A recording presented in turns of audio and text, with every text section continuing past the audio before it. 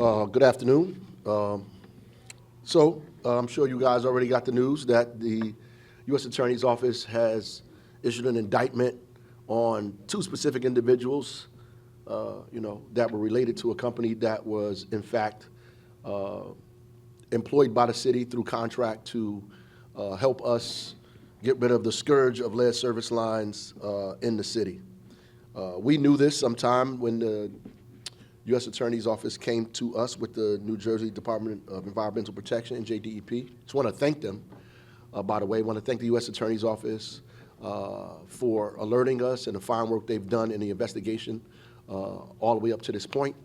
The NJDEP for partnering with us and being with us from the very beginning to the end, helping us put together our strategy in terms of how we respond to this directly.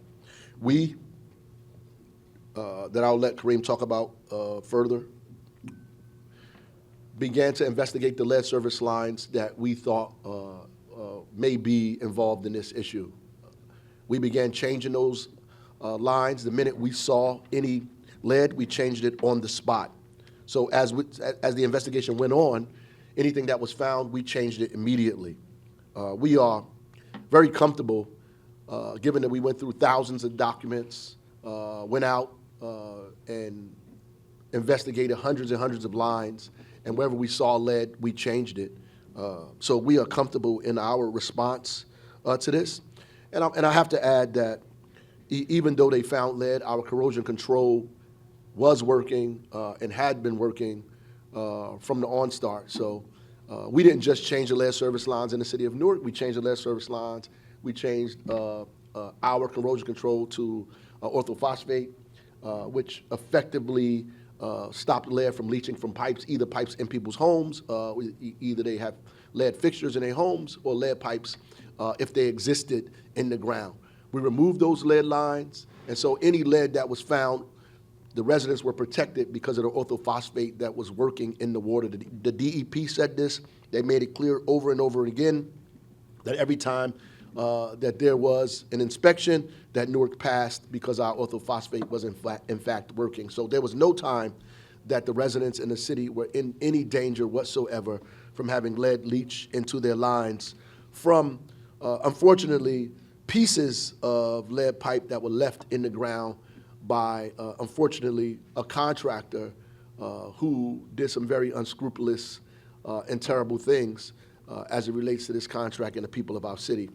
I just want to congratulate the U.S. Attorney's Office again and thank them for their work, for bringing these people to justice, and prayerfully that this sends a message to other people who intend on doing similar things, that you'll get caught, that you'll be arrested, that you'll be charged, that you'll be indicted, that you won't get away with trying to fraud the city, that ultimately the changing of lead service lines is a public health issue. We worked very, very hard to get to this point.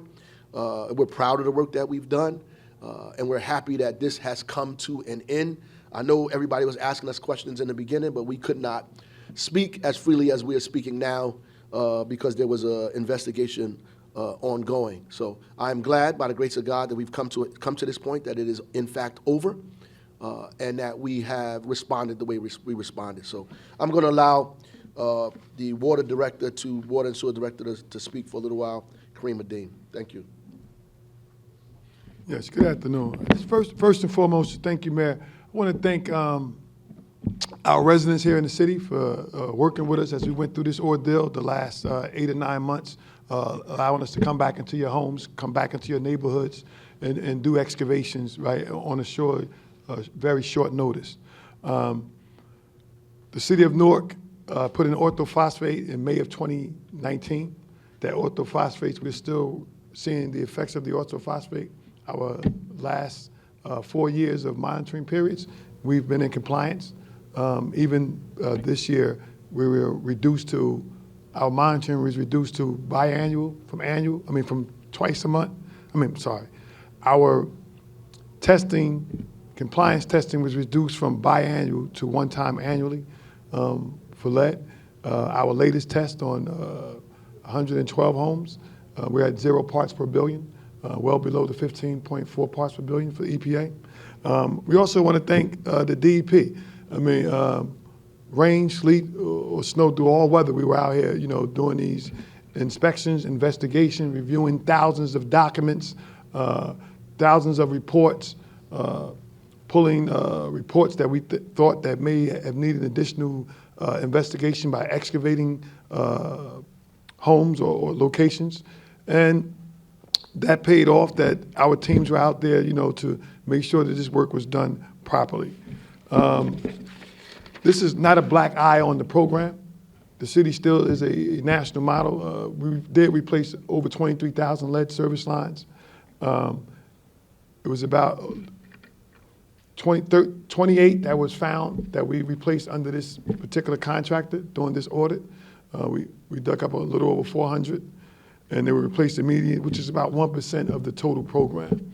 I don't want to diminish what the contractor did, but at all times, the city of Newark, the mayor, the municipal council, this administration, our best interest is looking out for our residents, right? By continuing to pump dollars into our water and wastewater infrastructure, continue to upgrade it to make it the best. And I mean the best in the country or the best in the world. So we'll continue to do that. And just to let you know that we're committed to this, we jumped right on this. Right on as soon as it came to our attention to start investigating, cooperating, and looking to replace lead lines immediately if we found them. With that, I'm finished. So I'll take a few questions. Mayor, I know you mentioned that 28 of the lines were replaced. Do we have the exact number of locations that this company was actually supposed to replace the lines, and have every one of those locations been audited and screened? Yes, so we have the number of all the locations that this company have. In one way or another, yes, those documents, either through physical inspection, excavations, in the collaboration with NJDEP and the City of Newark, all type of documents, yes, we went through that. Is that total number? About 1,500. And all 1,500 have been inspected? Yes. So was the work being done by this company, was it at schools or homes, and how many people or for how long? Schools don't have lead service lines, sir. So there's no lead service lines at schools. So I want to put that out there immediately before y'all start, Yeah, there's no lead service lines at schools, there's no lead service lines in buildings. Lead service lines are in people's homes, right? The only lead that gets in schools are from fixtures that comes from old faucets, old sinks that are inside of a building or inside of huge buildings. So only homes have lead service lines. So the other part of the question was what? I'm sorry. How long people may have been exposed to these lead pipes that they claimed had been removed when in fact the U.S. Attorney's Office says they were not removed? Well, the great thing is that they were never exposed because the orthophosphate was working. And because the orthophosphate works, that means they were not exposed to lead. So people were not at any time in any danger because of the orthophosphate. This is what happened in the beginning, why we had a problem in the first place. The old corrosion control stopped working, and so we had to replace the corrosion control. We did that in 2019, as the director said. So the orthophosphate was in fact working. And the last test that we did in Newark came back at 0 parts per billion. That means there's less lead in Newark's water than it is in the water that you buy out of the grocery store. That's exactly what that means. So some of the water that you buy in bottled water have about 0.1% of lead in it. Our water came back 0 parts per billion, which means that the orthophosphate was in fact working, and that coupled with the fact that we removed lead service lines is probably why we get that low reading that we have. So I just wanted to make that point clear. We went through thousands of documents with the help of the DEP, just to reiterate the question. We went to physical sites and checked physical sites. When the U.S. Attorney identified initial sites, we went to those sites. We changed what they showed us immediately that day. So we continue to do that as we go. But I don't want us to have this assumption that people were at risk from being exposed to lead, because that never, ever was the case. And as Kareem says, we don't want to use this as an opportunity to belittle the damage, though, and trust that was done by a firm who made a decision to fraud the city.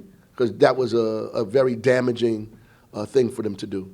Can you run through what orthophosphate is for us Newark residents that don't know what it is and how it's been protecting us? Orthophosphate is a chemical that's used, is a food grade chemical that's used to coat the pipe, right? That we put in water all over the country, all over the world. They use orthophosphate.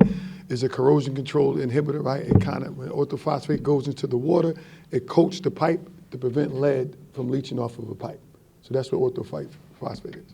And that process has been allowing the water to run free and clear to all the residents. Yes, orthophosphate travels through the city's treatment system, into the city's water mains, into the homeowners' pipes. Right, as water flow through, it coats the pipe. What were we using before that? Before that, we were using another corrosion inhibitor, which is called sodium silicate. So we made the switch when we found out the sodium silicate wasn't no more effective to orthophosphate.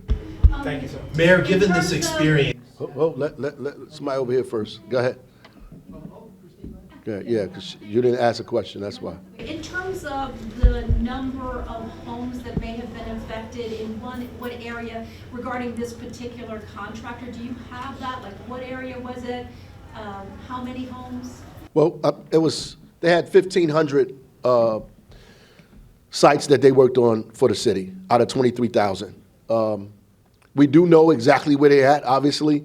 I don't know the exact ward. I think they were spread out. But, they did work in multiple places. I believe that in some instances they were a subcontractor, and another instance they did a few as a prime. Mayor, given this experience, is there any consideration for the city's review process of how it selects contractors? No, we do a public review. It's an RFP, a bid put out, normal like every other city, state in the country. We got to follow the public bidding process. We do that. They put in bids. There's a team of people who go over the bids, and we pick the bids publicly. We have to do that. That's the law. So that's the way it goes. We can't determine if somebody's going to win a bid and make a decision to do other than they were promised the city to do, which is what happened. Mr. Mayor, can we just get your reaction to these charges and from what the U.S. Attorney is saying, the lengths that they went to skirt around, the fake photos and these text messages? I mean, the lengths that they went to. How do you feel personally that the allegations are the city was duped? They're right. It's horrible that people would deliberately and intentionally try to cut corners and get paid for work that they did not do. It is terrible, especially at this level, because we're talking about something that is a public health crisis. To make a decision to, in fact, do this deliberately is dangerous. And I think what the steps the U.S. Attorney took is right. I mean, doing things accidentally or doing shoddy work is one thing, but to actually deliberately and consciously defraud the city in this manner, really defraud the residents and their faith, somebody should be held accountable for that. And we are glad that the U.S. Attorney, in fact, did that and kept us in the loop, and we were cooperative the entire time. We even took blows from residents and other people in the media because people wanted to know more information that we just couldn't give them because there was an investigation happening. All we did was put our head down and try to change what we saw every time we found lead. The good thing is that every place we looked at, we didn't find lead, right? And so in some instances we did, which is problematic. And Kareem and his team changed those out immediately.